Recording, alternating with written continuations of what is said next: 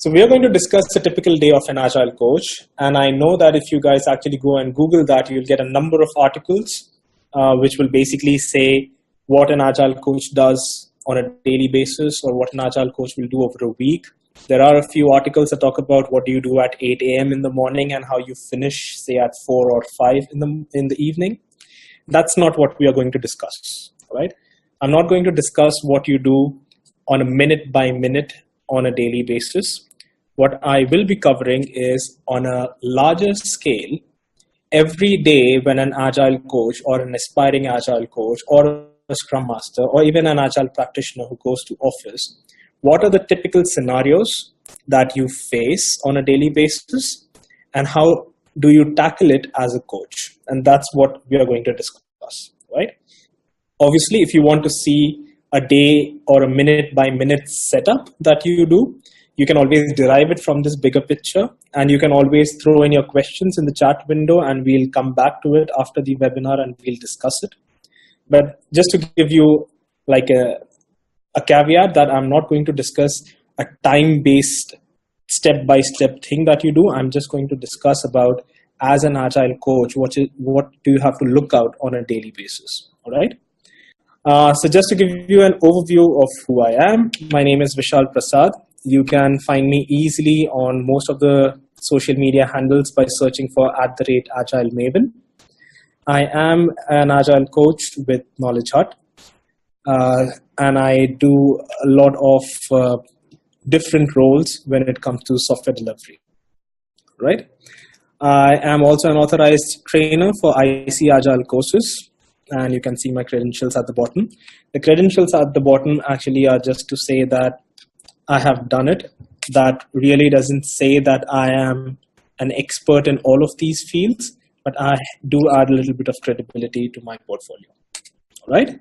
So for this particular webinar, we are equals when we are discussing this because I know most of you are going to be aspiring Agile coaches at some point of time, or you are already an Agile coach, and we'll see how we can have this webinar more of an interactive and a dialogue based. As I said, I'll see if the microphones can be enabled.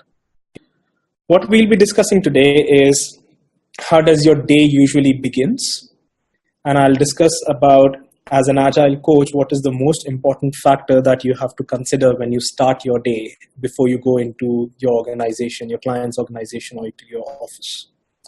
We'll discuss about the type of penguins that you will meet. And this term is, I have deliberately taken this from Cotter's well-known book called Our Iceberg is Melting.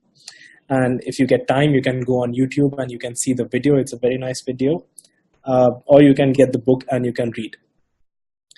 We will also see how an Agile coach actually helps define a high-performance team and what are different ways of defining the high-performance team and clarifying it to your teams.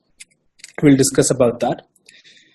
Now, although you have a role of an Agile coach, you have to play multiple roles as on your teams. You can be a teacher, a mentor, a coach, and we'll see in which situations you do what and why.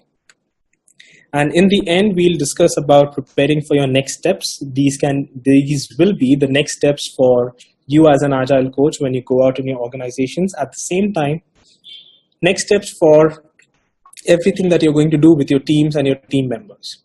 So this is broadly what we'll discuss in the next 25 to 30 minutes. And feel free to jot down as many questions as possible, and we'll come back to those questions and discuss that in detail. All right. So let's say what I mean by it doesn't necessarily begin with coffee. Now, all of us at some level are just humans, right? An Agile coach might be a superhero, but they are still humans. And because of that, there's a number of things that we carry in our head.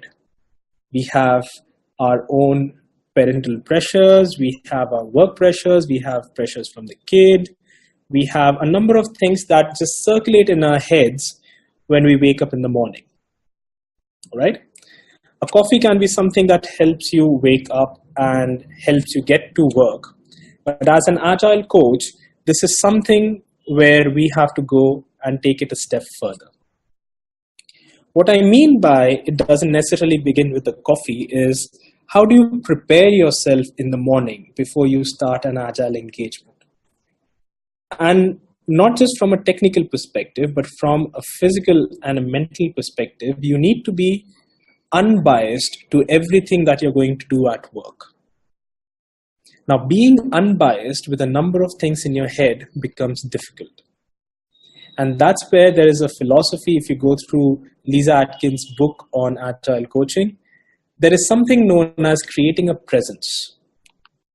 As an agile coach, when you walk into a room with your team or with your organization or your client, your presence itself should create a persona of things that are going to be taught in an unbiased manner, or things that are going to be discussed in an unbiased manner. But in order to create that, there is something that you need to do from your side, which brings you to a very calm and soothing environment. All right? Now, you might find that this is very philosophical, what I'm talking, but it actually is something that you have to think about. If you fight with your spouse, say in the morning before you go to office, and you are already in a bad mood, and then you have to go, and there is a person on your team, one of the teams that you're coaching, who is going through some problems with another team member, and they actually want to come to you and consult for advice, right? If you are not in the right state of mind, will you be able to give them the right advice that they are looking for? That is one of the most challenging aspects that agile coaching, or rather any coach, has to face. Disconnecting themselves from their own personal fronts and being at that moment just serving the person who's in front of them. And that's what I mean by it doesn't necessarily begin with the coffee. It begins with freeing up your mind of all of these different scenarios which can lead to a biased condition when you're doing your coaching.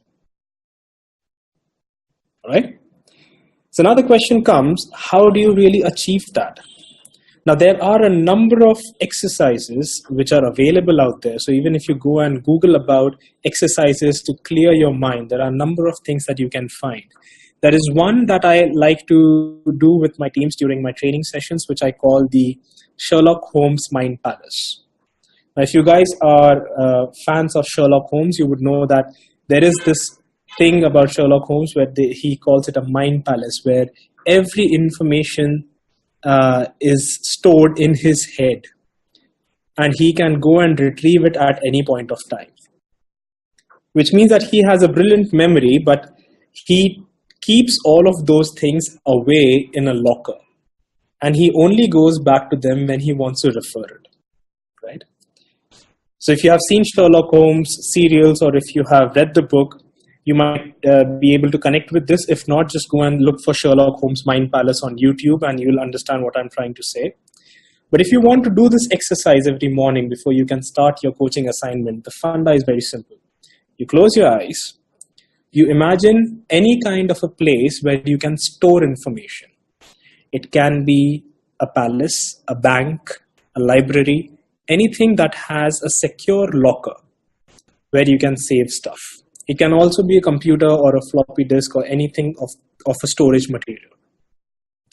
Think about each and everything that is troubling you, which can affect you on your job.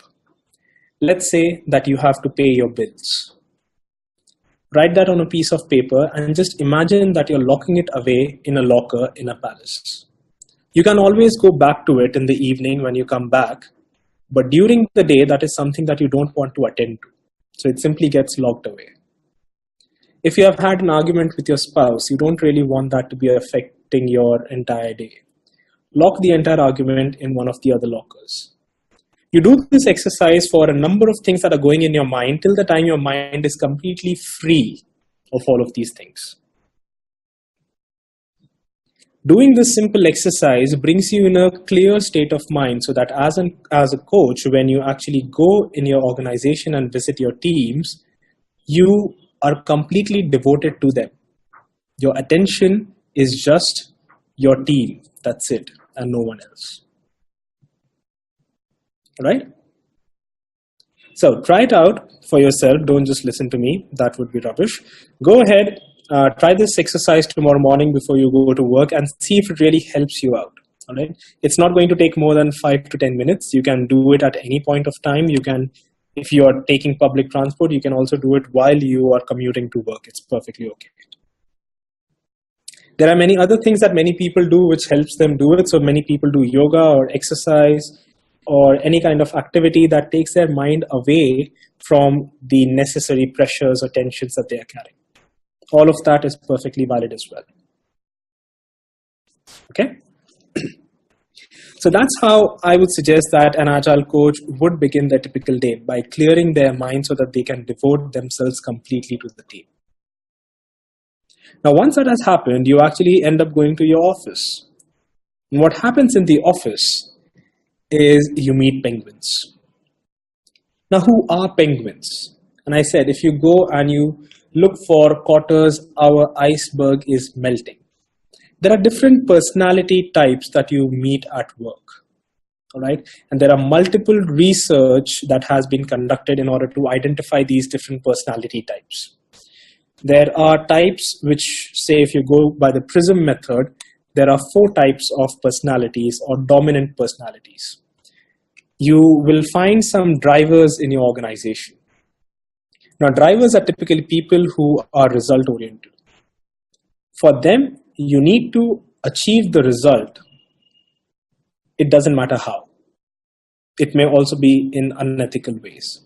But for them, results or positive results is the most important rather than, say, maintaining relationships with people.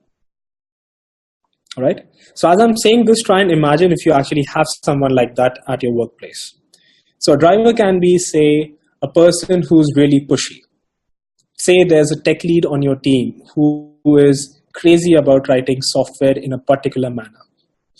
And he may not be in the right state of mind to actually teach someone. For them, you just need to get things done and deliver. That is more important to the person than actually, say, teaching a fresher who has joined your team. That's a driver personality. Or a manager who's obsessed with deadlines. Things that need to go out on at that time. It doesn't matter even if you're working overtime, it doesn't matter to them. Those are drivers. Right? I mean, I'm not trying to stereotype, but these are different types of people that you will find in your organization. So try and imagine if you actually have these kind of people, right?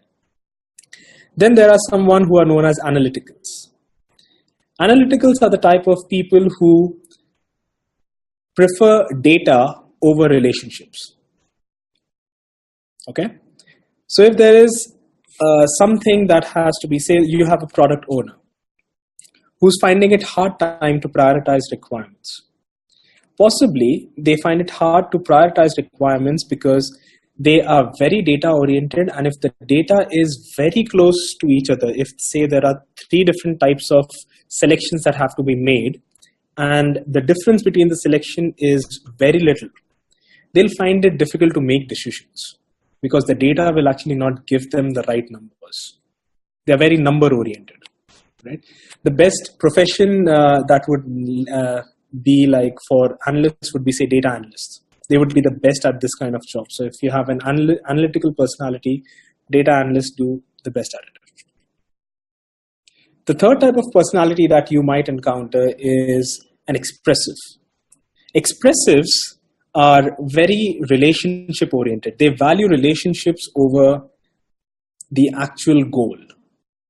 So for them, even if the goal is not met, but the friendship with the person with whom they are working is improved, that's pretty much awesome for them. But expressives are also the people who shout more and do less. Okay, and I'm not saying this in a bad manner, but in case something fails, they would make a big deal out of it. As an example. At the same time, they are the best people to hang out with if you want to go around and party. Okay, you'll really enjoy your time with them. And then you'll find amiables. Now, amiable personality is someone who really values relationship. If, say, there is a situation where you can get a salary hike, but giving you a salary hike means you will lose out on your best friend. They would rather prefer the best friend over a salary hike. That's the kind of people who you have amiable. Amiables are people who will always go with the majority. If the majority says that you want to have South Indian food, and if the amiable wants to eat North Indian food, they would give up their decision just for maintaining the relationship with the friends who want to go out for South Indian food. So these are different types of people who you'll meet in your organizations. Now, this is just one type of classification. There are many other types of classifications that you get based on different research. But when you get these kind of people, coaching them is different. So if you meet a driver who's constantly pressurizing the team, say for delivery, you have to coach them in order to understand that a sustainable pace is more important than pushy delivery.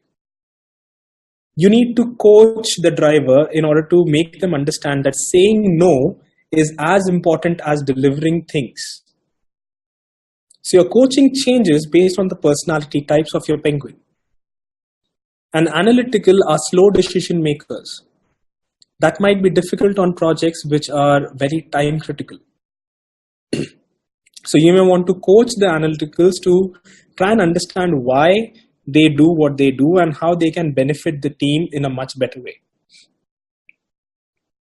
Amiables may be people who never speak up in meetings. You have to coach them to make them understand that they are the part of a team and they have their opinions matter and they have to speak up when it's necessary. Expressives talk more than necessary. You have to coach them to make them realize that possibly their actions may provide different kind of scenarios which can be problematic for the team. So your penguins actually affect your style of coaching. And in order to be a good coach, you have to identify what the personality type is. Unless you identify that, you will not be able to coach them or advise them in the best possible way. So once you have entered office after you have had your coffee, you are going to meet one of your penguins. And the moment you meet the first one, your bell rings in your head about what's their personality type and how you have to deal with them.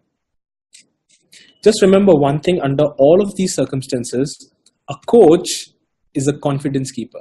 He is the person who can be trusted by everyone. So if there are secrets which are shared with the coach, it stays with the coach.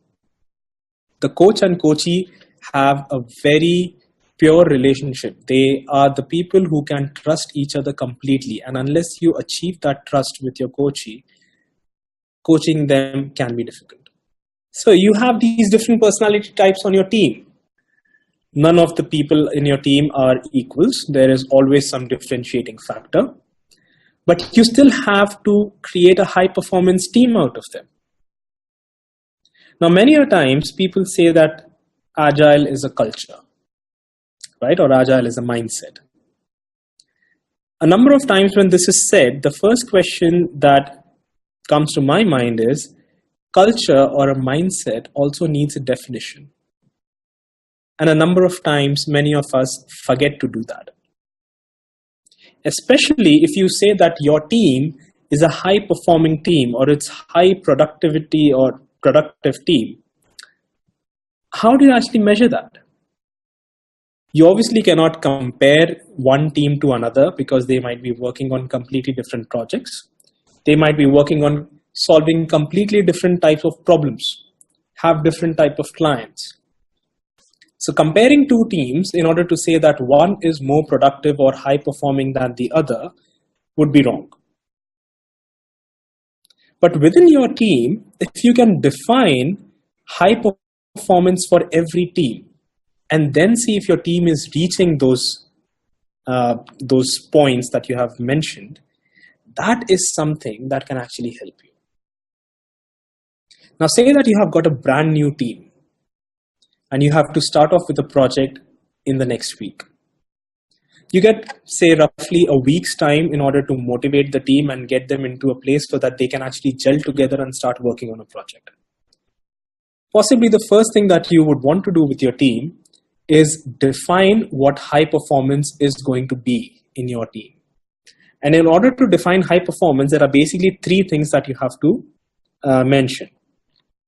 One, you have to identify what are the key values of your team. All right? I'll give you examples of what values is, but you need to have a baseline of your values.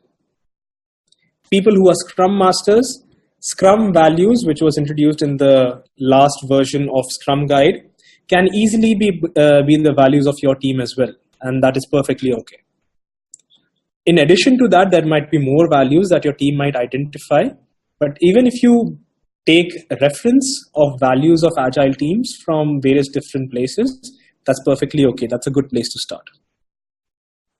The second thing that you have to identify are the enablers that reinforce those values. These can be things or practices or processes that need to be implemented. These can also be people who need to be involved. These can also be a simple thing like the work timings.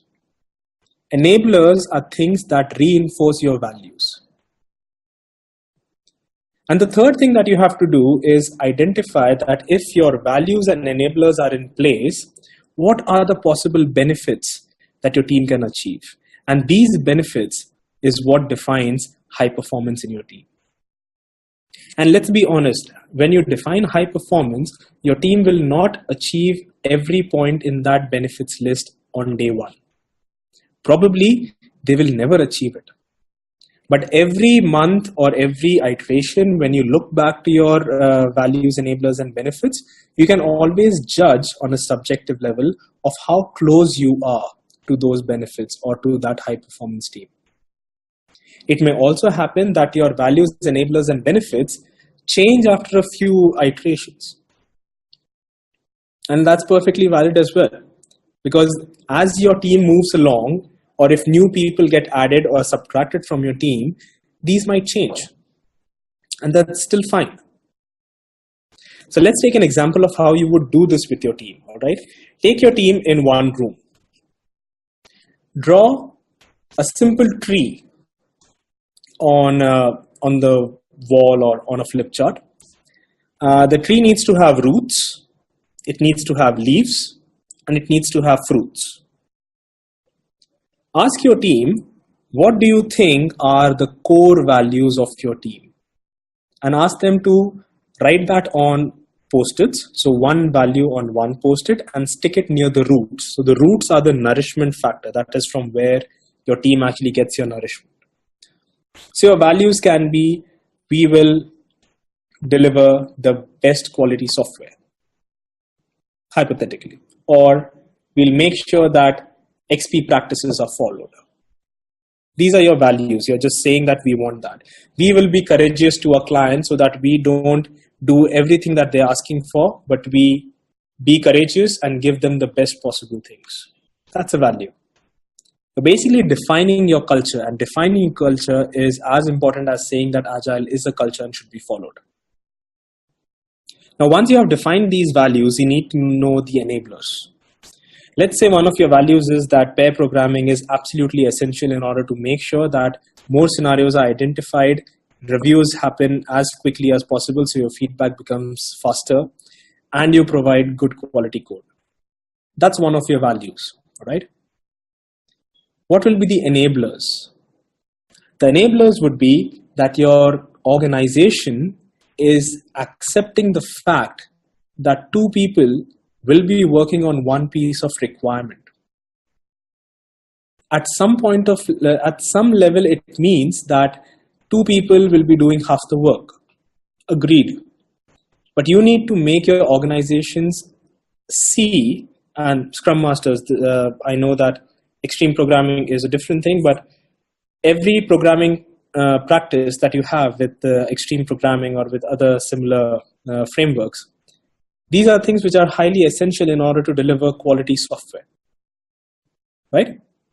So you have to make these things visible to your organization. As a Scrum Master also, it's your job, even in the Scrum Guide it mentions that you have to be a Scrum coach to your organization. An Agile coach is not just to a team, it's to everyone who interacts with the team, which includes the organization. So what will be enablers? One, the enabler would be that your organization completely understands that this is absolutely essential for your quality. And two, your customers need to be educated about these practices so that they understand the value that they get out of these practices. If you do these two things, these are the enablers that will help reinforce your value of pair programming, which gives you high quality code. All right? So those become your enablers. Again, you have to identify the enablers, write it on post-it, and the enablers goes on the leaves. So the leaves are the ones that actually absorb the energy from the sun and then nourish the entire tree. It's a high performance tree exercise. And then it comes to the fruits. The fruits are the benefits that you will get if your values and enablers are in place. So what are the fruits if you go ahead with pair programming? More scenarios get identified, so your system is logically more complete. You have less bugs because your review is happening in real time. The feedback is faster because you have two people who are looking at what happens. You have two minds working on the same problem, so it can be tackled much faster. So these are a number of benefits that just come from one value that says we'll follow pair programming practices. That's it. Now, once you have done this high performance tree exercise, let's say during retrospectives, you go back to your high performance tree, which should be pasted somewhere near your team all the time. Every retrospective, you see, is the team following the values? If yes, that's good. If not, why so? Are the enablers in place? Have you faced any challenges with the enablers? Are you actually reaping the benefits? Because it may happen that some values and some enablers, you keep on doing it again and again, but you don't see any benefits. That's the time when you should go ahead and change it. As long as your values are being reinforced, your enablers are in place, and your benefits are visible, then you can say that your team is actually a high-performing team. It's just your team. It's not a comparison with other teams. It's your team. All right? Now, once you have a high-performing team, you still need to understand that not everyone in your team is the same. There might be a few freshers in your team which don't even know what Agile software development is. There might be a few pros who have been in this business for quite some time and they know everything. And then there might be many people who are in the middle. A few of them may be cynical towards Agile because they might be thinking it's just another thing that we do unnecessarily, maybe. And there might be a few people who are actually evangelists of Agile. They might be the people who are actually making or encouraging your team to identify new practices in Agile software delivery and actually embrace it and go ahead with it. Now, for each of these individuals, they basically are at one of the three levels. They are either at the shoe level, so this is the Shuhari model. The shoe level is the basic level or the novice level, where you're just starting with the things. You don't actually need anything. You don't know anything. Or you can have people at the Ha level, which is the intermediate level. They know enough, but they need to improve. And then you have people at the Re level, which are pros in their fields, and you actually don't need to teach them anything, but they will always come and consult with you. Now, when you're doing one-on-one coaching with these people, which will happen on a daily basis, basically, you will have to treat them or treat their level accordingly so that you can do the right thing that is supposed to be done. If someone is at a basic level, at a shoe level, you would first want to teach them what Agile software delivery is all about. Say if there's a person who does not understand or does not know what is test-driven development, they are at the basic stage of TDD. You first need to teach them test-driven development. Now, it may also happen that there are people in your team who know test-driven development and they can do it as well. But let's say if you are responsible for doing it, then you're basically teaching that individual. So that individual is at a shoe level and you need to be a teacher at that point of time. Now let's say that there is someone who's been doing test-driven development for quite some time. But every now and then, they do not pair program when they are doing test-driven development. Now that is an intermediate level for you, and that person is at a higher level. That's a place where coaching is absolutely important. You can have a coaching conversation with that person and you can ask them the reason why they perform their practices as it is needed. TDD is something that they do all the time. But why don't they pair? And you may know that maybe the person is a driver. And if the person is a driver and the person who they are going to pair up with is a fresher, they'll actually feel that the fresher is holding them back. Because achieving goal is more important for them than managing relationships. You have to coach them and make them understand the value that the other person will deliver if this person who is not pairing can help them. Maybe the fresher will not deliver value today, but in a month, they might actually start delivering more value than what they're delivering today. And unless you have people in your team who are enabling the new joiners, this will not happen. So an intermediate stage is where you actually act as a coach. Now let's say someone who's excellent in agile delivery. They know the ins and outs of extreme programming. Do they need a coach? Maybe not. Let's say that this expert has gone to a client location and he has just seen the various different ways how the CI/CD pipeline has been set up for this person. And they understand that the client does not have the best possible cases, which will be the best possible setup for, say, CI/CD. Now, there are constraints on the client side, and we actually cannot do the best possible setup for them. But a setup has to be done, which is better than what they have currently. You might have the expert who comes back to the coach for consulting. They might be looking for advice from the coach. They will provide them their own scenarios, that this is the scenario that the client is facing. They will give their alternatives to the coach. And they will ask the coach, what do you prefer? I think that I should be doing it with alternative A. But if you think that B has more benefits, maybe I would like to know about it. So for experts, coaches are basically advisors or consultants. So although you're an agile coach at different levels with different individuals, you will act differently. And there's something known as reaching and modeling. That is something that you'll have to do.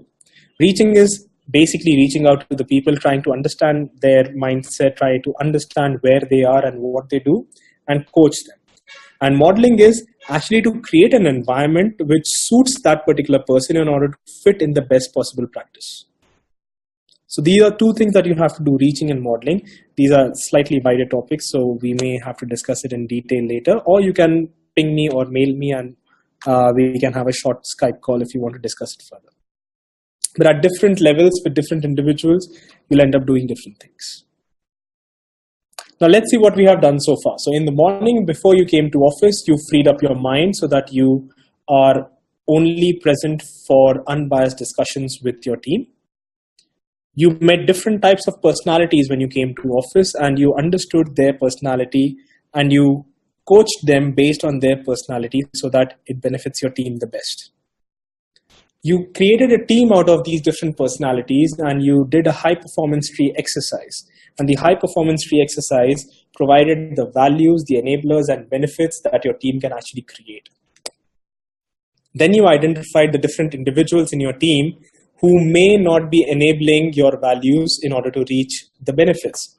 So you taught them as a teacher, you coached them, you mentored them, you advised them, you consulted with them, and you created your entire persona of these multiple roles that you can play as a coach. Finally, you have to think of the next steps. This is forward thinking. You might have been a coach of an organization or of a team for weeks or months. And every single day, what you have to do is chalk out a plan for an individual, for a team, and for the organization.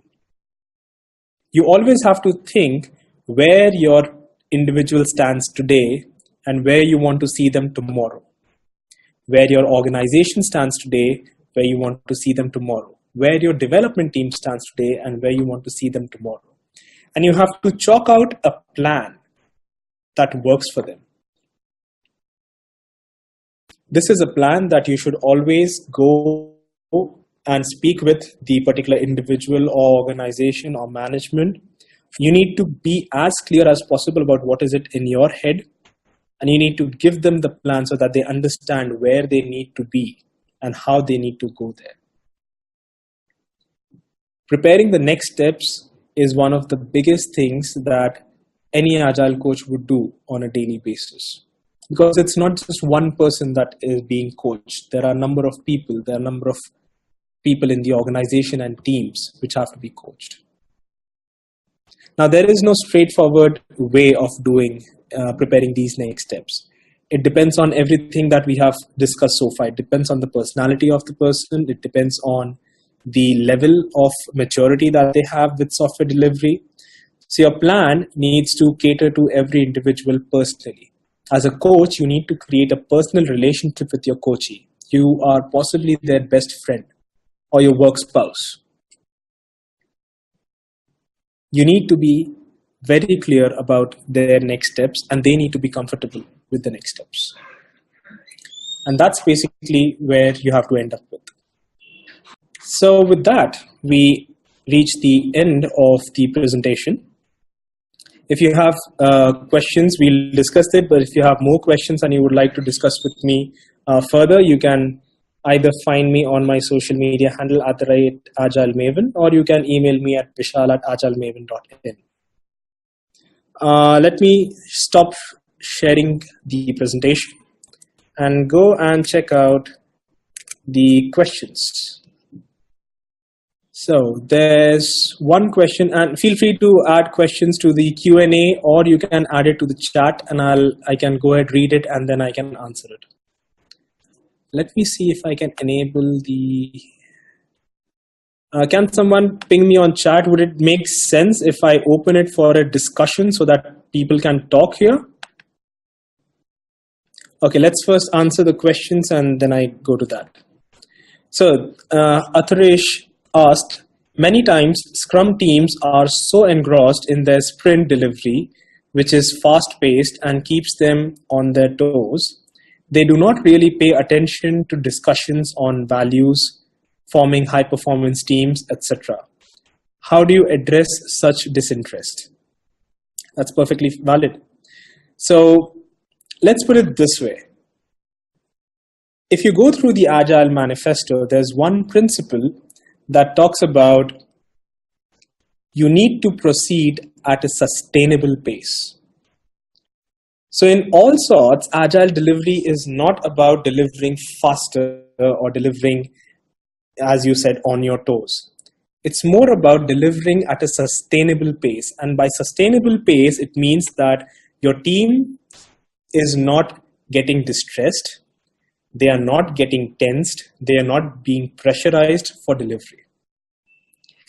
Now, although I agree that this is something that happens in most of the organizations, and especially if you're in service delivery, this is slightly a common scenario, especially if you have people who have gone to client locations, made promises, and then come back, and then now it's on you to actually deal with it. I would say if you're an Agile coach, or a Scrum Master for that matter, considering it's a Scrum team, it's your responsibility to educate these different parties or different stakeholders. And by stakeholders, I mean everyone in the team and everyone outside the team who are part of your project. You need to make them understand the benefits of a sustainable pace. And there are various different exercises or talks that you can have which will make them realize this important factor. But as a coach, you need to see how your team can move away from fast-paced environment to a sustainable paced environment, because that is more important. There is also a notion of slack time, right? So slack time means your team shouldn't always sprinting. Now, sprints are just another word for iterations. Okay. When you're sprinting, you need to still understand that you have to provide slack time to your team members. Slack provides you time for, say, learning new technologies. It provides you time to think. It provides you time to relax. Slack is something that creates more innovative ideas. Slack is time when people actually discuss and bond as a team. So Slack is very important. So for this particular question, we are saying that you're in a fast-paced environment.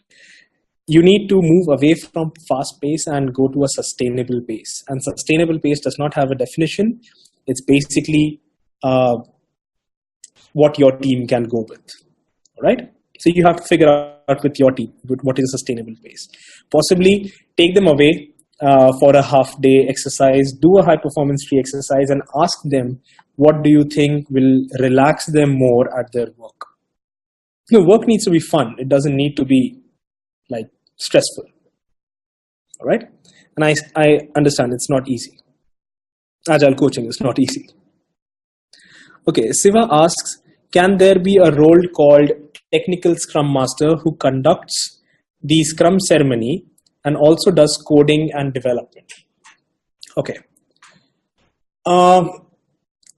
Technical scrum master is something that I have also started seeing in many places nowadays. I wouldn't see a scrum master is a role. It's not a person. It's a role played by a person. Nowhere in the Scrum guide does it say that a Scrum master should cater to only one team. Okay. A Scrum master can cater to multiple teams, but what Scrum Guide does say is that a Scrum master should be a full-time Scrum master, which means that they should always pay attention to enable their teams as much as possible. They are the enablers for the team, right? So that the team is perfectly free in order to go and do what they want to do. Now, let's say that you have a Scrum Master who doesn't have to do a lot of enablement on the team, and they have a lot of time in their hand. If you go by less framework, it would make sense that they become Scrum Masters for multiple teams, so up to 3 teams, so that they are still in the same mindset of being a full-time Scrum Master, but they can enable multiple teams at the same time. If you are saying that there's a Scrum Master who is also doing coding or development, let's for some time say that you're not scrumming. Okay, you're just doing a simple iterative development. Doing simple iterative development need not mean that you're not agile. Let's be honest about that. If you go through the Agile manifesto for software development, there are 4 values and 12 principles. As long as your team, your Agile software development team, can withhold those 4 values and abide by those 12 principles, they are still Agile in nature. All right. So forget the title of a Scrum Master for some time. Let's just say that you have a team which has 1 BA, 1 QA, 2 developers. And the BA says that, hey guys, my workload of churning out requirements is faster than you actually doing it. In that case, I will spend some time in taking care of your enabling matters, something like a Scrum Master. So you don't give them the title, but they can still go ahead and do it.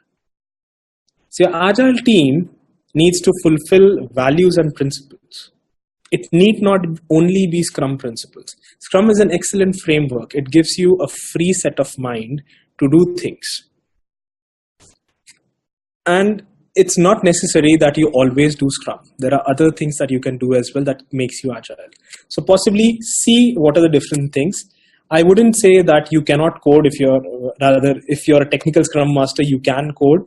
That would be something that is incorrect, considering that Scrum doesn't have a role like a technical Scrum Master. But you need to see how your team is set up. And if your setup helps you be more agile, there's nothing wrong with it. Right? Okay, Hemal asks, is it compulsory that all people in the team having same number of experience to be part of self-organizing team?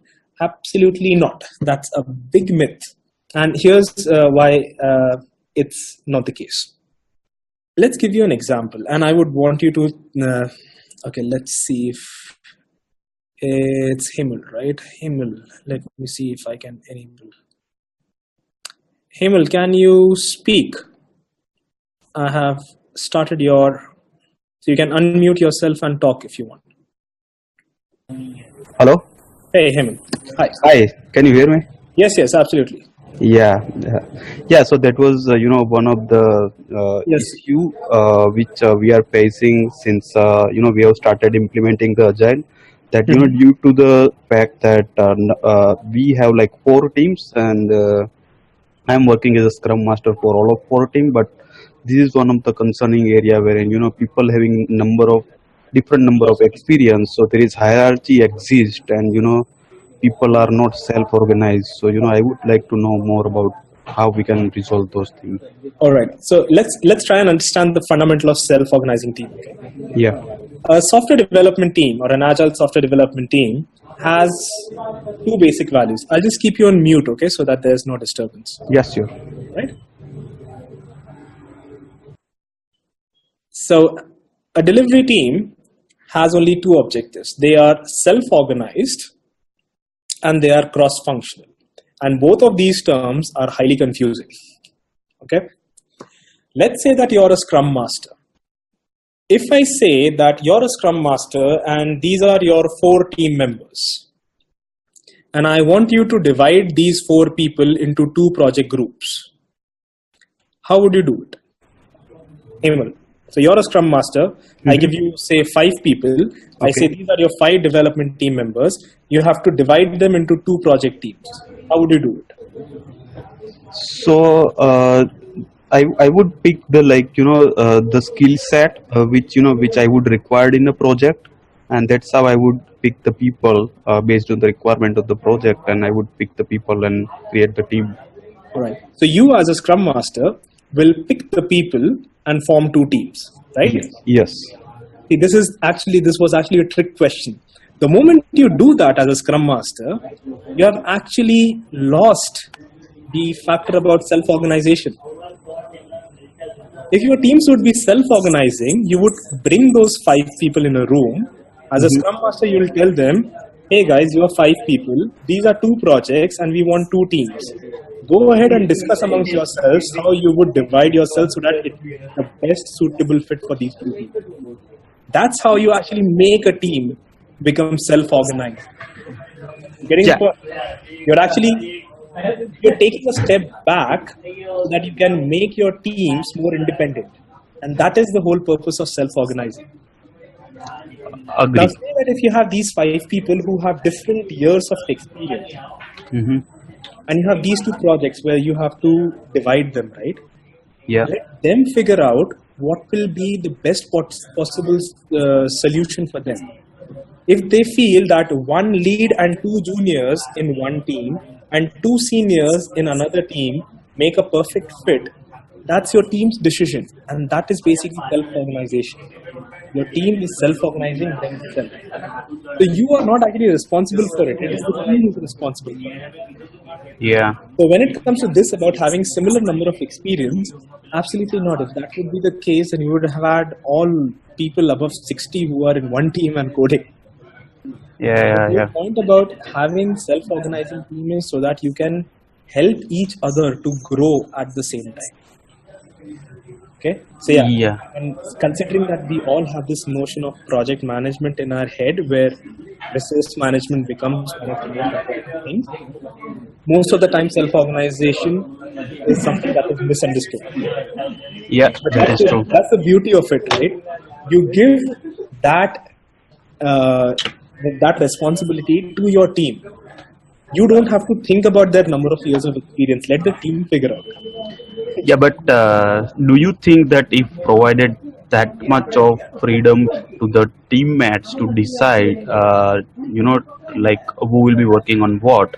And if they do not realize that, like, though we say that we'll provide them all the required knowledge, but if we will provide that much of freedom to teammates, do you think that sometimes it will invite the failure of the project itself? Because they may be excited to learn new Failure, things, so but failure is not bad, right? And yeah. failure always comes with experience. Now here's the thing. There's one principle in the Agile Manifesto that says that we trust our team members that they'll do the best possible work. We need to just trust them. And this is Yeah, more like swimming. You push them in water and they will understand that you're basically making them more responsible. yeah, And yeah, yeah. the more responsible you make someone, the faster they grow. I agree. Yeah, So I yeah, agree. I mean, I still understand it is difficult to do, but Yeah, try doing it. Even if you try doing it in smaller pieces, possibly it will work out someday. yeah, All right? yeah, yeah. Got it. Cool, man. Thanks. Thank. Okay. Next question. We have one over here. The same one about technical Scrum Master. I hope that was answered. Is there any valuable certification where I can get max knowledge about Scrum and Agile? So there are a number of certifications that you can do. To be honest, certification, and I am a certified trainer, I can also provide certifications, but certifications just mean that you have attended a training. Okay, that does not mean that you are an expert in that area. So instead of looking at certifications, there are a number of trainings which are available, which may or may not be certification courses. I would encourage that you go and see which is the most available in your area. So there are a number of Scrum courses that are provided by Scrum Alliance or Scrum.org. You have Agile courses being provided by IC Agile. You can speak with Shabaz at Knowledge Hut for more details about these certifications.